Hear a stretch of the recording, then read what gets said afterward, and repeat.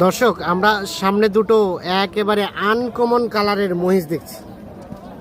এ দেখছেন গঠনটা কি অসাধারণ। এই যে মহিষ জোড়া দেখছিলাম আমরা। ভাইয়া কি জাতের এগুলা? বাদামি? হ্যাঁ বা এটা কি জাত? বা বাদামি জাত। দাঁত হয়েছে এগুলা?